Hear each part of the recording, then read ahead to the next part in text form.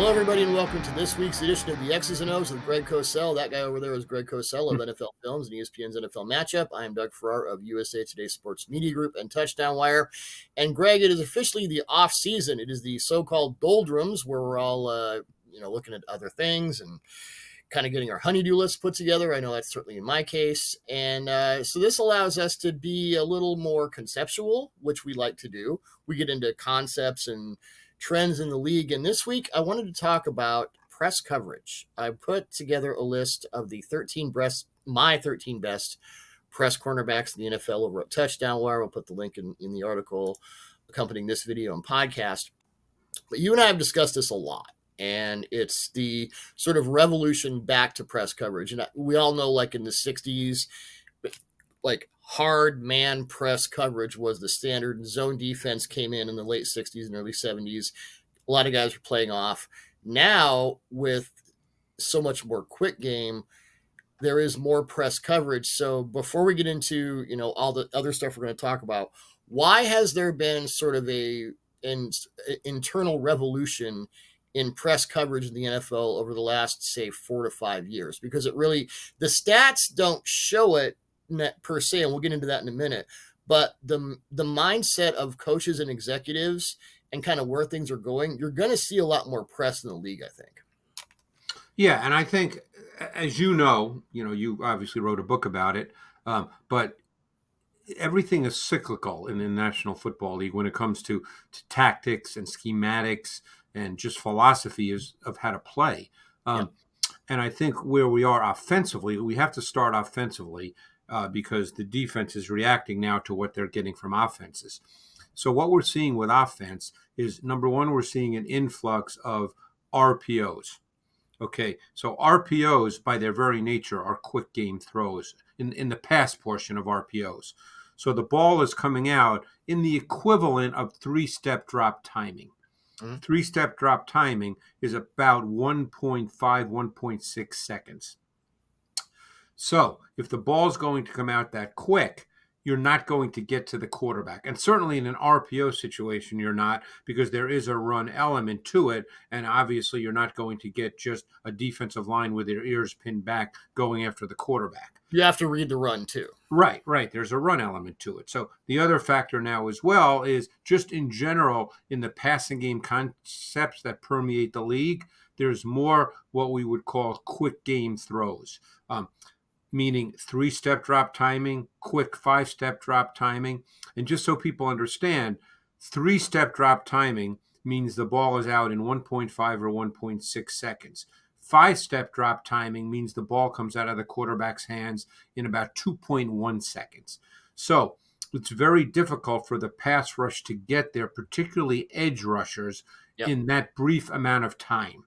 Not a lot of time to get there. Even if you're using instinct, no matter how fast you are, I don't care if you're, Nick Bosa or whoever, it's hard to get to the quarterback. And by the way, even a second-level defender, if he's clean to the quarterback and he's unblocked, a free hitter, as they say, he can't get there in 2.1 seconds. No. So, because we used to talk about that when I worked with Ron Jaworski for years, we'd see examples where there'd be a free hitter from the second level, meaning the linebacker level, and he would be unblocked, and the quarterback would take a five-step drop and deliver the football as he planted his back foot, and that rusher, that blitzer was not there.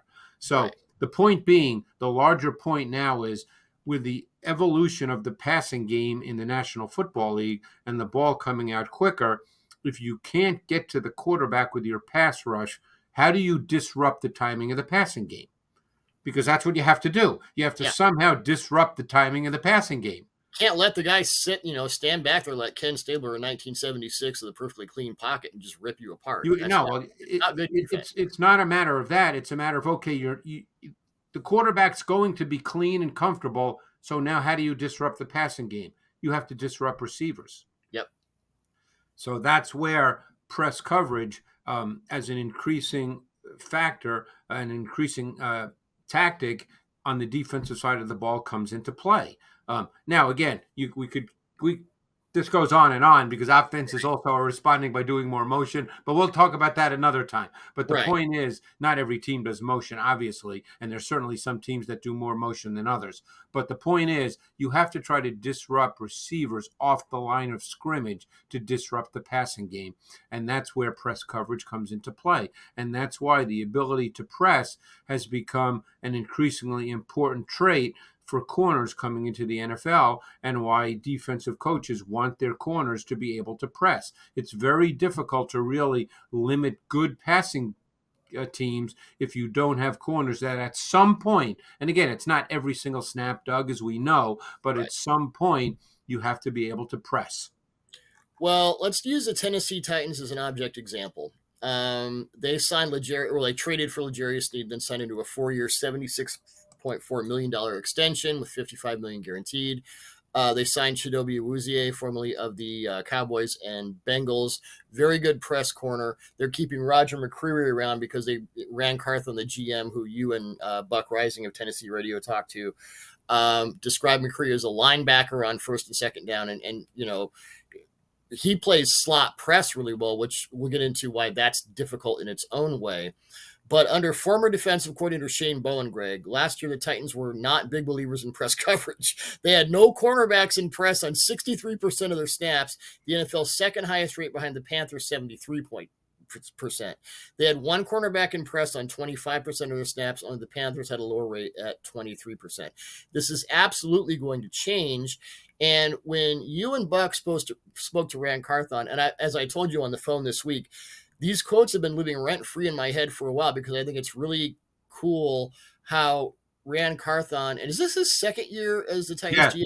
yes, He came in, he saw what was going on last year. They brought in Denard Wilson, yes. the new defensive coordinator, former cornerback in the NFL, I believe. And he talked about Sneed and said he wants to challenge guys at the line of scrimmage, which is why we went after Awuzie, get two guys in here who are going to match that. That's also how Roger McCreary plays. You have to disrupt receivers at the line of scrimmage. That forces the quarterback to hold the ball a half second or a second longer, gives your rush another step to get there. It will be cool to see both of those units together, the coverage and the rush, and they're going to benefit from each other. So he got into tying pressure to coverage, which is another important buzzword you hear a lot of coaches say. And then Well, now you you're ask, actually tying coverage to pressure. It's the yes, reverse now yeah, because the coverage then leads to the pressure. yes. And then you asked Carthon, and it was a targeted question, as you told me, why Snead is so cherished now as opposed to when he was a fourth-round pick in the 2020 draft. And Carthon said when he was coming out those years ago, the game and the way we play coverage has changed. A few years ago, illegal contact was a real thing. Calling it a lot more, especially down the field. You needed more guys who played off. Plus, Seattle had the nice run, and everyone wanted to adopt the Seattle defense, playing cover three and playing off. Now you have so much exposure to cover three, you have all those three beaters. It also hurts if you don't have Richard Sherman and Earl Thomas and Cam Chancellor. I mean, Seattle had an execution-based defense, but they had the guys who could do it. But Carthon said, now teams are like, you know what? We're going to play more man. We're going to get in these teams' faces. We're going to challenge them. Guys slip in the draft. And I love this quote, but the NFL has a nice way of correcting itself. Players like Snead rise to the top. So that's one team, Greg, with an absolute mindset to change to far more press coverage. Well, and again, they didn't have the players to do it, and Right. that's the other issue. Teams are obviously going to look now for corners that can do that, or at least have it in their background. Or at least if they can see it, let's say at a Senior Bowl like the Eagles with Quinyon Mitchell, who did Yeah. not play very much press at all at Toledo, but obviously at the Senior Bowl, the feeling was he did a very good job of it, and he certainly has the physical and athletic traits to do it, even though Oh, he's yeah. not really done a lot of it in games. But you feel that, yes, he's capable of doing it, but he needs to be taught. But the Titans, and I know the Titans well, they just did not feel that they had the players that could do that. And if you don't have if you don't have corners that you feel can press effectively, you're very leery of playing press, because if they get beat off the line of scrimmage, it can be a 60-yard touchdown. So Easily. you'd much rather play safe. And make theoretically the offense have to run more plays, even if you're giving up some third downs. If it's 3rd and 7 and you give up an 8-yard completion, obviously the offense stays on the field, but it's not a 60-yard touchdown. So, but now with the change in the NFL and Rand Carthon and his entire staff recognizing that, they signed Awuzie, and he's a big physical corner who can press, and obviously Snead, who is as competitive a press corner as there is in the league, and there's many examples of that. Yeah. Um, The you one know, in I, the playoffs I, against the Dolphins yeah, I and mentioned that play to you, that because I remembered it, where George Karlaftis actually got a sack. But if you look at that play and you focus on Snead, who's oh, playing press man on Tyreek Hill, he just literally throws him into the ground. yeah, Um, that wasn't press man, that was assault within 5 yards, so it was legal. It was fine. yeah, and You can do if, it. if and sometimes Snead, and I've seen this on the first series, might even risk getting a holding penalty just to let the receiver know, if it's a quality big time receiver like a Tyreek Hill, that hey, I'm going to be here all day and it's going to be a Yep. physical afternoon, you Yep. know, and but the feeling clearly is that you want corners who are capable of doing that. And it's funny that happened against Miami, because Miami may be the poster child for offenses that are so quick rhythm with the ball coming out. You're not going to get to Tua, certainly not in normal down and distance situations, No. that you have to disrupt the receivers. Well, and then again, we'll get into motion later in the spring and summer, but the Dolphins and the Niners and the Chiefs are all heavy motion teams, and you can't press motion. So that makes it, No, it's very hard to press motion. I yeah, spoke to a DC that said you theoretically can, but it's really hard, and you have to commit heavily to it all throughout the off season, training camp, practice. It's not just something you can say, "Hey, we're playing a team." On Wednesday when the players come in and you're playing in 4 days, you can't just say, "Oh, you know what? We're going to press motion this week." It yeah. doesn't quite. You can't do it that way. Well, let's get into two things because I mean you can match motion. So let's get into the different kinds of press, and then we'll get into Yep. what makes a press cornerback. And you have aggressive press man. There is man match, which as much as press is taking, I think man match has become the big thing because you can still press, but it allows you to, if you have the kind of cornerback who can match across the field, then those 60-yard touchdowns, if you're a step late, don't maybe happen as much. And then there's press bail, which is sort of like match in reverse. So let's break down what those three things mean. Well, let's leave press bail out for a moment, and let's talk about what the two basic methods of true press are, where the corner is right in front of the receiver and he's going to stay there, not Yeah, bail, not get out of right. there. That's kind of So, match in reverse. So that is a different right. thing. So now there's two ways to really play that. One is what I call mirror match. In other words, the corner does not get his hands on the receiver. What he does is he's right in front of him, obviously, but he waits for the receiver to declare his release. Yep. However the receiver chooses to release off the line of scrimmage, the corner is just waiting with patience, with composure. He's waiting for that release, and then he simply gets in his hip pocket, whether it's the outside hip pocket, the inside hip pocket. That would depend on the receiver's release. And then he just matches him. He mirrors him. That's why I call it mirror match. He Right. mirrors him through his route. Yep.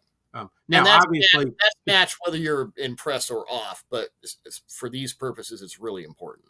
right. Now, obviously, how you choose to match him is a function of whether it's cover one, let's say, where there's a single high safety, or two man where there's two high safeties. We can get into that, but we'll leave that alone for a moment. So that's one form of press, mirror match, where you don't put your hand on the receiver, you wait for him to declare, and then you simply Velcro him. That's the idea. Then the other press is physical press, where you truly try to jam the receiver and disrupt his release off the line of scrimmage. So, whether you use your outside hand, your inside hand, however you're comfortable, however you choose to do it, but it's targeted physicality. You're being physical with the receiver off the line of scrimmage, and ideally, then that just disrupts the tank. Don't forget, when you're talking about a ball coming out in 1.5 or 2.1 seconds, 4/10 of a second is a lot of time within that. So if you can just disrupt the receiver for a brief, for half a second, you've done something. And And that's a long time in the NFL. that's a long time. Now, a lot of corners and a lot of coaches, depending on the corner, can be uncomfortable with real physical press man, because if the corner happens to, I don't want to say miss, totally, miss, but if he gets off balance, because a lot of times if you don't time it just right, the corner can get off balance. And if the receiver isn't really jammed hard enough, he then can beat the receiver right, beat the corner right off the line of scrimmage, and the corner is in recovery mode right off the snap of the ball. And that's a very difficult situation to be in. And that's the way sometimes you see big, explosive vertical plays, because the corner ends up being in recovery mode and the receiver can run by him. So you have to be really good at physical press coverage, which involves a lot of technique, a lot of practice. It's not just go out there and hit the receiver. There's ways to do it, because you've got to stay. The term that's used a lot with corner plays, you have to stay in phase. You Mhm. have to be able to stay with your technique and your footwork and your balance when you're playing press. Yeah. So let's get into what makes a great press, whether it's aggressive press or mirror match press man. And you talked about the being in phase, and I was soliciting opinions from a few people on like the best press corners, and a couple of guys I watched were like, I can't put him on the list because there's this like half step transition issue, and he'll press. These are NFL receivers too. They know how to beat press, most of them, like the good ones. They'll get out of it, and then if you can't immediately stay in the hip pocket, as you say, it doesn't matter how aggressive you are, you're still going to get cooked. You're going to get beat. And one thing just before you mention, some of the names you're going to mention, is one of the things that I always look for when I watch college corners who do press, because you even see a little more press now in college football than you used to, Yes. um, is if they're not playing physical press, but they're playing more mirror match press. One thing to really look for, Doug, is a lot of corners end up, they lean back on their heels. Oh yeah. And if they do that, you can make up for that and compensate for that in college a lot. But in the NFL, you got to be careful about that. I remember that was one of the things that really stood out, that Jalen Ramsey did not do. And obviously, he's played a number of different positions in the league. But when I was watching him come out of college, and he's a big man too, he's not one of those little guys, but he was never on his heels, never on his heels. And he just played it so well. And I just think back to some of the great matchups he had when he was in Jacksonville with DeAndre Hopkins. They had some great matchups, and Ramsey would play press man, and he'd get right in his face. And Hopkins won some of those too, because he's a great receiver. I think the modern equivalent to that might be Patrick Surtain, the second from Denver, because he's 6'2", about 210, and he plays like a 5'10", Yeah. 180 guy. He's that Yeah, quick. I think, from the Transition. people I've spoken to, and again, I mean, I love his tape. I loved him coming out. But the people I've spoken to pretty much all agree that he's the best corner in football right now. Yeah, he's certainly up there.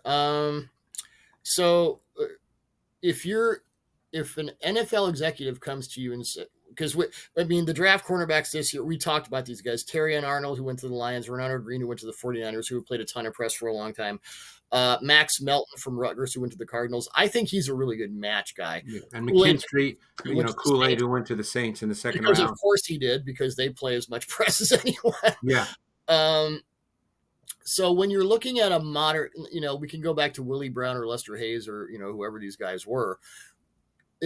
Summarize what makes a modern great press cornerback, because it's not just one thing. Well, one of the things that a lot of people look at in corners, and I think it's important, but I think different coaches would place different value on it. As you know, 40 times for corners are viewed as important, because corners are going to have to run with vertical routes. So the term that's always used is top end speed, and corners are going to have to run. And if you're going to press, you're going to have to run, whether it's vertical routes, whether it's crossers, you're going to have to run with receivers. So speed is usually viewed as important. Now, there's a difference between time speed and play speed. And I think someone like Terrion Arnold is a very good example of that. Oh yeah. Now, Terrion Arnold, I thought watching his tape, was a master in college at playing mirror match press man. Yes. Um, and he only ran a 4.51, if I'm not mistaken, at the combine. I don't have that number right in front of me, but that sticks into my head. I believe it was a 4.51. But when you watch his tape, he clearly plays faster than the 4.51, and he's able to run with receivers. And that's really important because you're going to have to do that. Like I said, it's not just the vertical routes because you're going to get receivers, that run crossers, overs. You're going to have to run with those routes if you're playing man coverage. So, Arnold was really, really good playing mirror match press man. It's really interesting. All these corners too, always they all have some issues too coming into the league. There's very few corners that come into the league that you say, oh my God, that guy's just. There's no one like him. To me, the last guy like that was Surtain. I think Surtain, to me, did not really have a weakness in his game coming out of Alabama. But I mean, even the corners in this draft, and that's why the first corner taken, if I'm not mistaken, was Quinyon Mitchell, right, with the 22nd Quinyon pick. Mitchell, by the way, was the number one defensive player on my board this year. He was my favorite defensive player in the entire draft. Right, and that's okay. I'm not saying we don't know whether you're right or wrong until he plays in the league. That's the great thing about this. The transitive abilities to the NFL, I thought, he's got the most of it. But anyway, right. But the bottom line is because we didn't see him play a lot of press, he's going to have to be taught that at the NFL level, and right.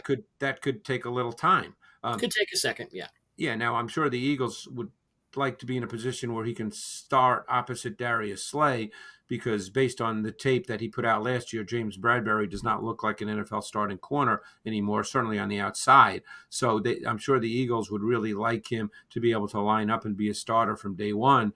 Per PFF, by the way, and I watched the tape and it kind of backs it up. He gave up 10 touchdowns last season, the most in the NFL, which is Bradbury. Great, yeah. Yeah, no, Bradbury. And again, it's just the tape, unfortunately, and the guy's had a very nice career. But the tape last year was just not very good when he played outside corner. I'm sure that would be the case. But even someone like Arnold, there were examples when he was in press where he sometimes lost contact with the receiver at the top of the route stem. And these are all things. I'm not a coach, so I can't sit here and tell you how to fix that exactly. But all these guys come in with a few things that need to be worked on. Look, if Arnold was viewed as a perfect prospect, he would not have been taken in the 20s. He would have been taken in the top 10 because corner is a premium position in the National Football League. More so than ever, and you've talked to coaches and executives about this, that cornerback has become more of a premium position than maybe ever before. Yes. I mean, I spoke to, a defensive coordinator who is very, very good, done pretty well, who now believes that corner is even a more important position than edge rusher, which, for years, edge rusher was viewed as absolutely the most important defensive position, with corner number 2 for sure. But now there's coaches that believe that corner is the more important position because of the nature of pass games. Now, obviously, when it's third and long or in the fourth quarter, if you're winning and you need a pass rush, you'd love to be in a situation where you can rush 4 and cover with 7 because then it becomes a numbers game. You want to have 7 to cover 5. So that's when the edge pass rushers their value does increase significantly. But overall, just in the way the NFL game is trending and the way it's played, corners become a really, really important position. Well, it's kind of a numbers game too. I mean, to oversimplify, nickel is the new base. You're not putting 3 linebackers out there. So you got 3 corners on the field. Sometimes you have 4. How many edge rushers do you have? Maybe 3. I mean, if you're running NASCAR. And it's funny you say that. Nickel's the new base. And now what's even become a new base for a lot of teams is big nickel with 3 safeties. So you're seeing a lot of that. Teams are playing with 5 defensive backs. A team like the Cowboys, and now we'll see what Dan Quinn does with the Commanders. He does have personnel if he wants to play big nickel. We'll see if he continues to do that. But the point is that teams are playing with 5 defensive backs. Yeah, so I want to conclude this with, unless you have any other thoughts on just the way this has gone, because, well, let's get into the numbers. I mean, I think as much as press coverage has become more of a thing in the next few years, the numbers from, say, 2020 to 2023, they aren't that different. Like, about the same number of teams played about the same number of snaps in press. AJ Terrell led the league, and we'll get into Terrell in a He's a minute. really good player, by the way. Yeah, You know, he does, but yeah. he led the league in press reps last year with I'll get to the over 400. In 2020 it was Charvarius Ward who led the league of the Niners, who led the league in press reps 3 years in a row. The Niners have been, and the other thing, speaking of Niners cornerbacks, Renardo Green from Florida State, who they took in the second round. We talk about getting beaten, and we both love Green's tape, and we have talked about him on this pod and video before. And press corners are going to get beat. That's just the way it is. So No question. that is the, and they're going to get beat more. I mean, would you say you're going to get beat a few more times in press than you would in off in a general sense? Well, theoretically, yes. I mean, obviously, I don't have numbers in front of me, Yeah, but I mean, it depends on yeah, the player, but if you have literally no room for no margin for error, it would stand to reason that you're no, going to and get then it also depends on the nature of the coverage too. right. One of the things to keep in mind, and again, there's so much we could talk about here, and we could come back to this. We have the whole summer before basically we start getting into games. But one of the things you see a lot in the NFL now is what we call 3-by-1 sets, Mhm. and a lot of teams now on offense, they love that single receiver to the boundary who's not necessarily a burner. That's not necessarily a guy that's a 4-3-5 guy. It's a guy that can win one-on-one in multiple ways. Mhm. And it's, think of someone like the Bears drafting Rome Odunze. Oh Rome yeah. Odunze is your boundary X type receiver, but he's not necessarily just going to run by corners, but he Well, can the win Chiefs have one-on-one. Travis Kelsey as their boundary guy. You don't have to be fast. You just have No, to. no. But the point I'm making is when teams go 3-by-1, what they often do is they often put speed to number 3 to the trip side. So Yes. what you get a lot is you get teams that in the NFL now on defense that play zone coverage as the general concept, but they have to be able to match that boundary X receiver pure man because the safety to the boundary side needs to keep his eyes on that number 3 receiver to trips because of the speed element. See, back 5, 6, 7, 8 years ago, very often you'd have an underneath linebacker try to run with number 3 to trips. Mhm. And you can't do that because No. the speed is too great. I mean, I can picture when Tyreek Hill first sort of became Tyreek Hill, and Andy Reid would put him at number 3 to trips, and he'd run those over routes, and teams, because that's the way a lot of teams played a particular coverage, is they would try to have an underneath linebacker run with them, and you can't do that. So that number 3 receiver to trips. I mean, Hill's a great receiver overall, but that receiver doesn't have to be great. He just needs to be fast. Right. Well, I mean, I think it was 2 years ago you brought this up, maybe on NFL Matchup. It's kind of like the indefensible formation where you had Kelsey as the Y ISO and Hill at 3 in trips or bunch, and they were running these benders, and like, what do you do? So it is tough. The other thing I know, well, a couple things I noticed when I was doing the research for this piece, and I was watching a lot of press corners before we get into specific guys and their attributes. If and you see this a lot more with those 3-by-1 sets, if if going into a game that you're going to see a high percentage, a high rate of press, then you're running different route combinations to try and get those guys off their spot to make the transitions tougher.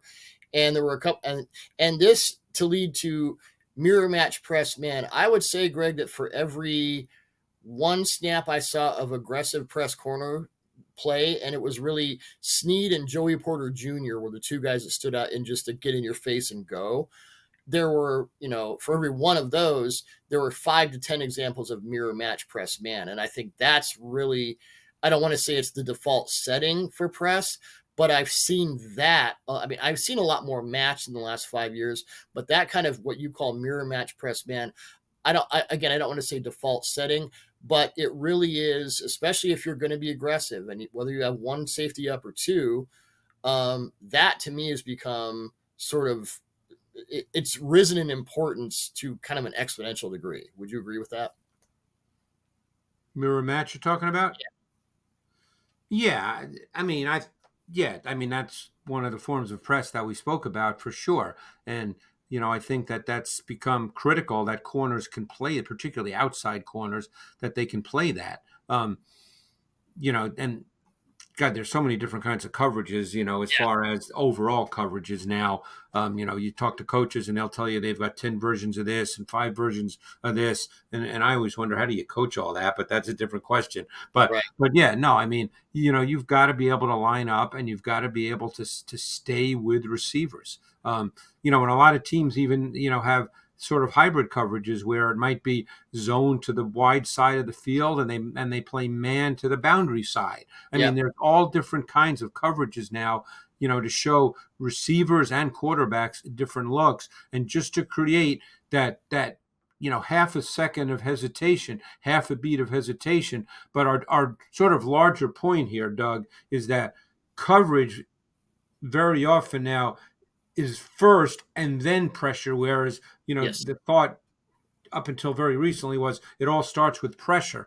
But now, because of the nature of the pass games in the league, it's really coverage, then pressure.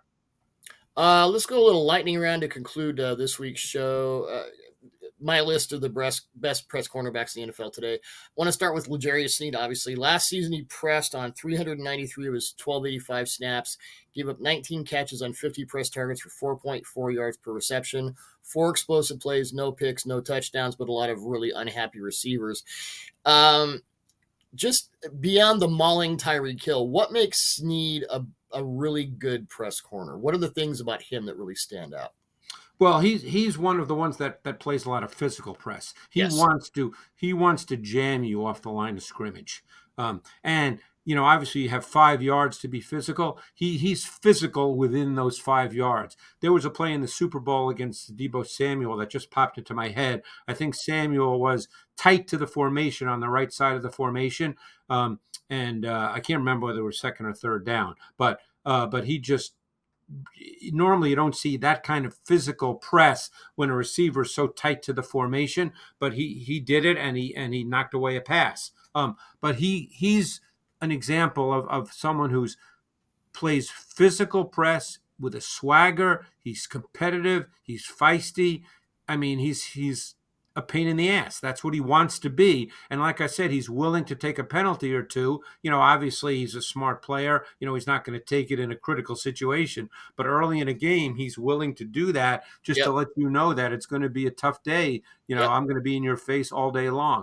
But he may be as good a true physical press man Yes. corner as there is in the league. The play I think you're talking about, Deebo was tight to the right and ran a 2-yard slant. Was just It trying. was a quick throw. Yeah.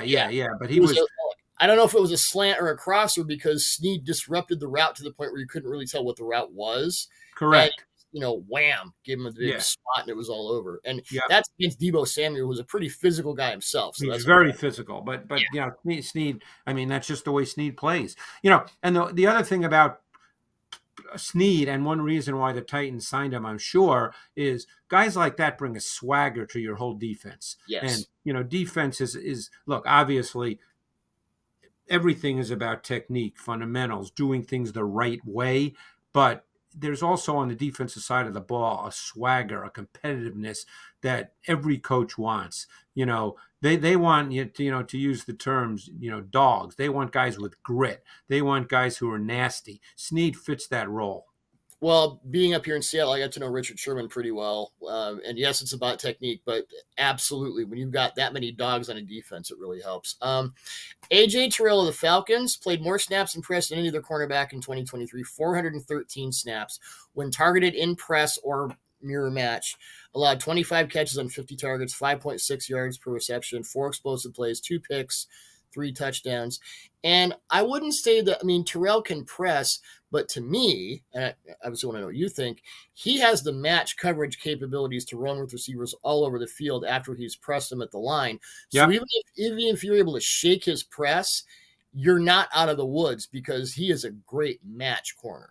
Yeah, and he may be the most overlooked great press corner in the league because not a lot of people talk about the Falcons. But, Right. I thought Ryan Nielsen did a great job last year. He's now in Jacksonville as the coordinator. They played a ton of man, a ton of press.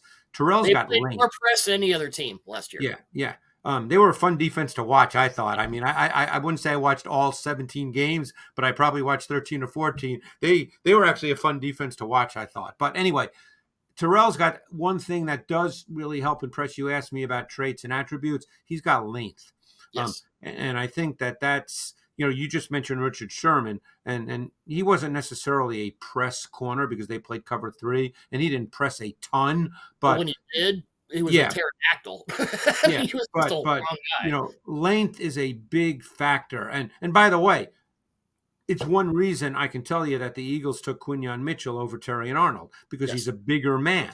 Mhm. And if they're sort of even in terms of what you think their traits are, you go with the bigger man. That's just kind of the way it works. Plus, his speed was way better. But the point is AJ Terrell has length, and length is really important if you're going to play press and certainly mirror match because at the catch point, and it's not about interception. Every defensive coach would love guys to make picks, and then the guys who've made a lot over a career, that's a knack. Not everybody can do that, but a lot of times, and Pete Carroll was a big believer in this, as being up in Seattle, you can knock passes away with your length, Oh and yeah. and that's absolutely critical. So you can theoretically be seemingly beat by a little bit, but then your length can still knock the pass away. I remember John Johnson, who was with the Rams and the Browns, safety, and Safety. this guy would get 7 picks a year, but he was so interested in just beating the hell out of the receiver. He would rather hit the receiver than catch the ball. So it's a different mindset. Yeah, Terrell is underrated. The guy who really stood out when I did this piece was Martin Emerson Jr. of the Browns. He was impressed Who's on, another guy who's 6'2". He's yeah, another guy with tremendous length. I yep, remember doing him coming out, I believe, of Mississippi State. Was it yep. not? Yep. Yeah. And yeah, I'm familiar with the player. I liked him, but when I really got into his press stuff, I'm like, holy crap. He was in press on 139 of his 943 snaps last season. When targeted in press, he allowed 8 catches on 26 targets. I mean, this is another guy who, yes, he can press, but what I wrote was prototype hit pocket defender who will envelop receivers through their routes.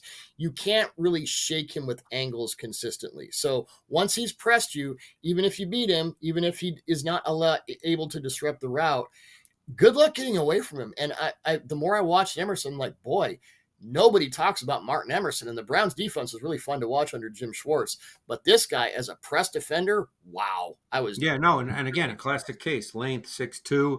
I would imagine his arm length is pretty good. I don't have that number right in front of me, but I imagine his arm length is pretty good for a It shows corner. up. Yeah, I don't know what it Yeah, is, but it shows up. yeah, and he's I think when you can get a guy that can play press effectively, that has length, that's what you're looking for. And those guys can really be good outside press corners because the length is a big deal. Yeah. That's one thing I've really learned over these last number of years about a lot of positions. But if you can have length at whatever position you play, coaches really view that as an absolutely essential trait. Well, it's the length and it's the aggressiveness, but then if you're, at any position, if you're taller, you have longer arms, you have longer legs, there's more moving parts. It takes a millisecond to sort of get everything in phase, to use that term. When you have a Right. guy like Terrell or an Emerson or certainly Patrick Surtain, Sauce Gardner's another one. I'm going to talk about him in a minute. I mean, Emerson, and I just pulled it up while we're talking. Emerson was 6'1" and 5/8", 201. And by the way, his arms were 33 and a half, which is longer than some offensive tackles in the I league. know.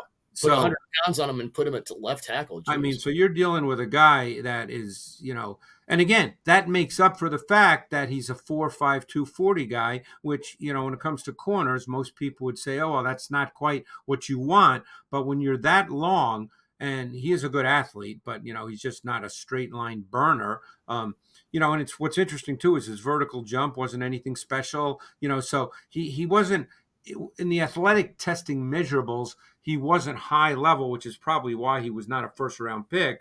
But that length is such a big factor.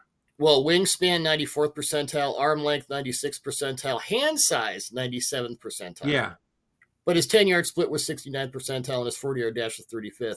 I don't know. If you watch Emerson on the field, like you talked He about, actually did run a really good short shuttle, 20-yard shuttle for a guy who's close to 6'2". and that shows up on tape when you're trying to shake him with angular stuff or option Yeah. routes, whatever. He's on your ass. That's just the way it is. Surtain, we talked about, played press on 245 snaps last season. Allowed 17 catches in press on 34 reps for 5.6 yards per catch, 2 explosive plays, 1 touchdown, 1 interception. What about, kind of discussed this before, highly unusual for a cornerback of Surtan's size, 6'2", 202, to have his movement skills in the open field. And that's what makes him able to seemingly effortlessly transition from clamp down and press at the line of scrimmage to outstanding route mirror match, wherever he needs to go. Yeah, well,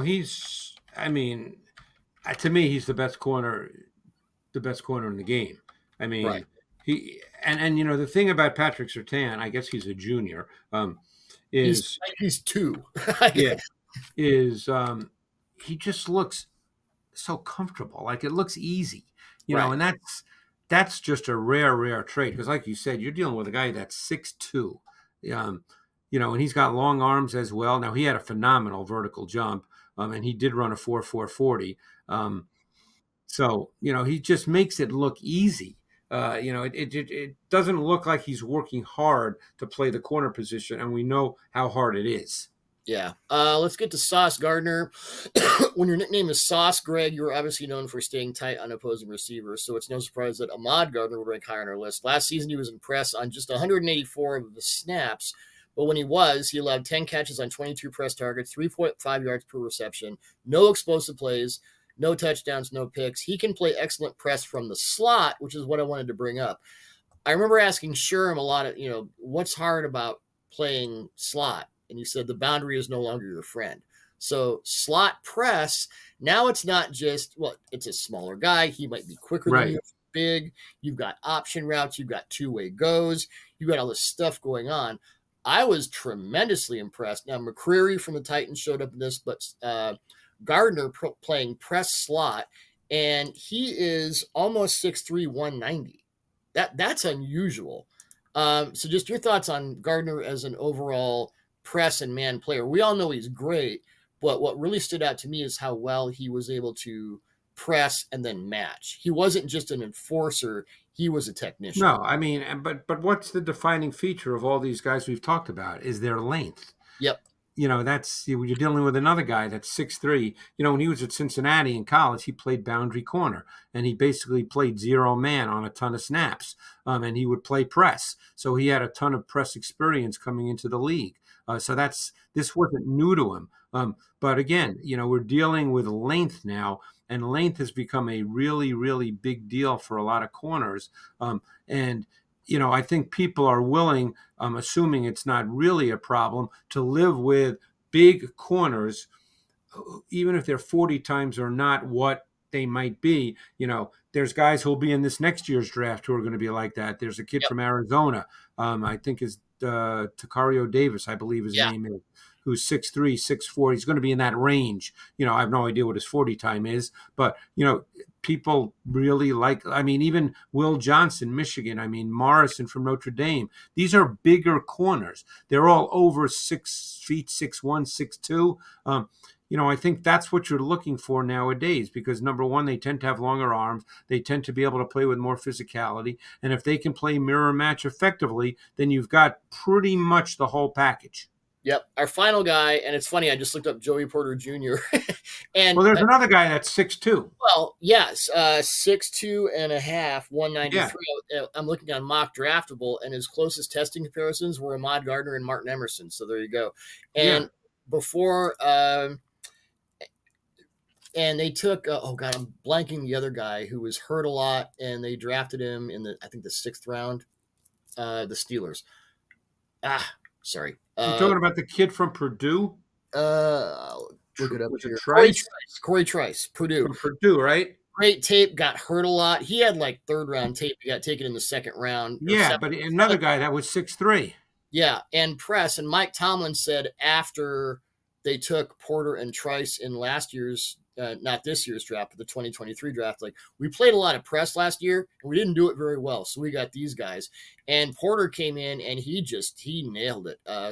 19 catches on 37 press targets. And he can move upfield with match coverage skills. I remember there was one play against DK Metcalf, and this was quick game because they were in the red zone, like 2 or 3 yard line. And Metcalf, as we know, one of the most physical receivers in the NFL, and Porter just like it was like Starship Troopers with the big bugs, and there was no way Metcalf was getting that ball. So I think the length, we talk about all these different guys, and they all do have that characteristic. Porter, to me, is more of a Snead style, where yes, he can, go through the route, but really what he wants to do, you're not going to get past 5 yards. The quarterback's going to have to throw the ball somewhere else because I'm just going to own you. Well, yeah, I mean, that's again, we're coming back to the same point, but all these guys sort of fit. That's the common characteristic. That's the common denominator. And if you can find guys like that, and as I said, you're going to see a bunch in next year's draft as well. That's what you're looking for. And it'll be interesting to see if they somewhat sacrifice speed. Now, again, some of these guys might run really well. I have no idea. I'm sure there are 40 times that scouts know because schools do test, underclassmen, but I certainly don't know what those times are. But even if they're not phenomenal, then, it's just the length is such a big deal. Well, Porter ran a 4.46. Yep. But his 10-yard split was 1.5, which was 82nd percentile. And you can live with that when you're, when your wingspan and arm length and hand size are all in the upper 90s percentile. Well, Greg, as always, you're our 100th percentile guy. We always appreciate the knowledge and wisdom and insight, and we'll be back with more X's and O's next week. Thanks, Doug.